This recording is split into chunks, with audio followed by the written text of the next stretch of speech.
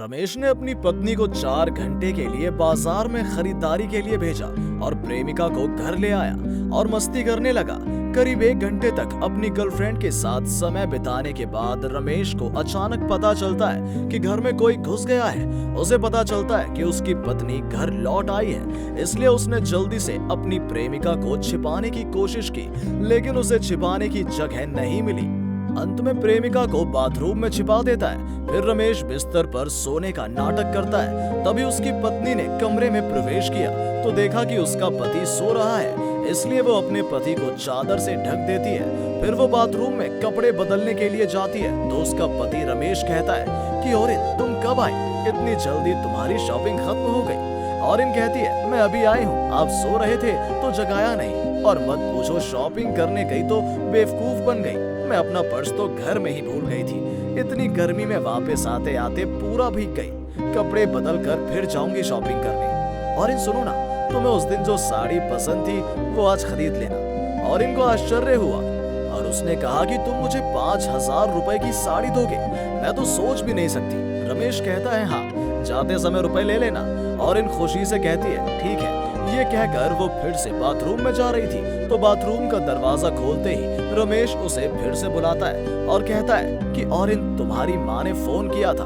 औरिन फिर रमेश के पास जाती है और अपनी माँ से बात करती है। फिर फोन रखते हुए कहती है कि सुनो रमेश, माँ ने मुझे अभी बुलाया है कि उन्हें मुझे कुछ बताना है, तो जल्दी जाने को कहा, तुम सो जाओ। और इनके जाने के बाद रमेश कमरे से निकल जाता है और कहता है कि मैं आज बच गया। और इन अपनी माँ से मिलने गई है, यानी वो 4-5 घंटे से पहले घर नहीं आएगी। मैं बस आराम करूंगा, मजे लूंगा, मस्ती करूंगा और प्यार करूंगा। गीता बाहर आ जाओ। और इन चली गई है।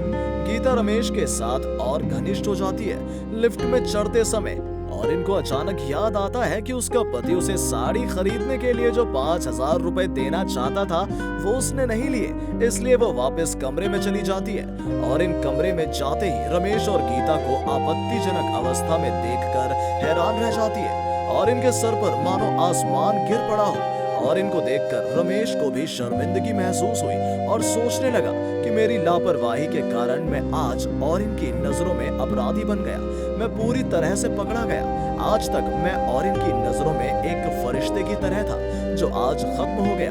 गीता कहती है रमेश तुमसे कहा था कि ध्यान से काम करो, तुमने मेरी बात नहीं सुनी, अब भुगतो। और इन गुस्से में है और अपने गुस्से को काबू नहीं कर पाए और इनने मार मार कर अपनी पति की प्रेमिका का हाथ पैर तोड़ दिए और उसे घर से बाहर निकाल दिया। और अब तक आपको पता चल ही गया होगा कि उसने अपने पति के साथ क्या किया होगा। प्रिय दर्शकों, क्या पत्नी ने अपने पति की प्रेमिका को इस तरह पीटकर सही किया? आपके बहुमूल्य राय की प्रतीक्षा में मैं आज अपनी बात समाप्त करता हूँ।